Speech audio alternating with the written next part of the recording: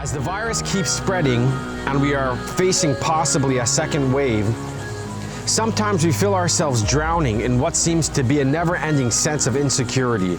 Schools may be online next year, so what could we do in the face of uncertainty to pull ourselves out of that mental bubble? When the first lockdown was just starting, I saw a couple jogging down the road with heavy feet.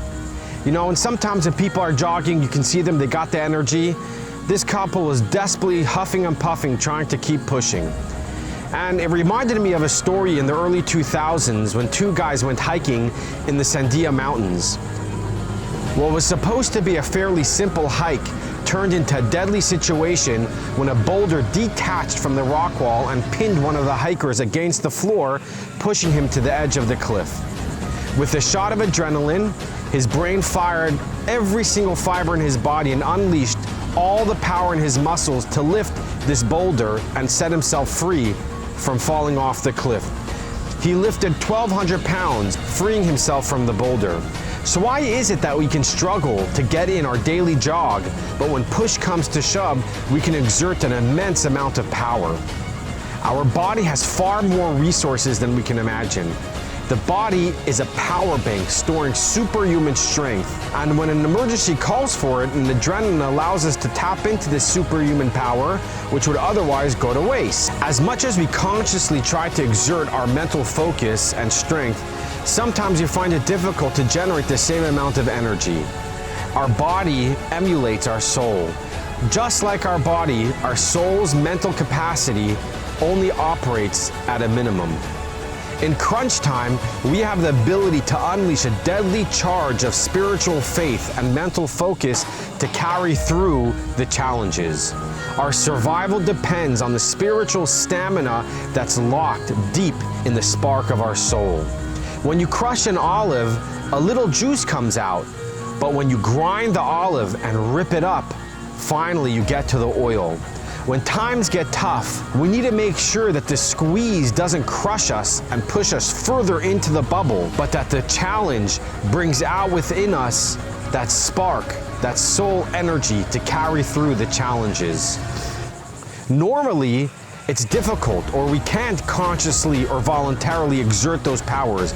It usually requires a unique situation where our core beliefs are at stake, and it calls for a huge amount of faith. We can do the impossible because at the core, our soul is a part of God. That spark is nicely packaged and hidden behind our character and our psychological limitations. If we can only get to the core, all the outside challenges will just melt away. We call that Mesiras Nefesh, self-sacrifice, to reveal the internal bond between God and the soul. Mesiras Nefesh originates in the essence of the soul. Unlike the revealed powers of the soul that express themselves on a day-to-day basis, Mesiras Nefesh transcends the soul's external packaging and limitations. The level of energy that comes through crushed unpacks the soul. The Lubavitcher Rebbe told us that we are living in extraordinary times, where the soul is constantly pushing its limits, making it possible for us to reach the adrenaline, that core, and that spark all the time. The Lubavitcher Rebbe said that these challenges are our call to action. Do a good deed, do another good deed, and just when you thought you did enough, do a little bit more, because we have the ability to self-sacrifice our personal and physical limitations all the time. When we override the fuze capacitor of the soul, we can release a deadly charge of faith and perseverance to make real change in our lives and the world around us. We have the ability to tap into this well of faith and spiritual euphoria where nothing can get in our way.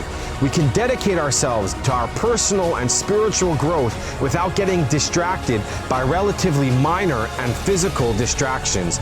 But we gotta be willing to have Mesiras Nefesh, self-sacrifice, to quote-unquote kill all the negative instincts and negative feelings. When we go about our day, we must think to ourselves that I have a soul, and that soul is a part of God.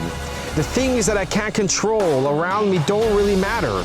All that matters is that I am ready, I am willing, and I'm able to squeeze myself to the core today to produce a better me and a better world around myself.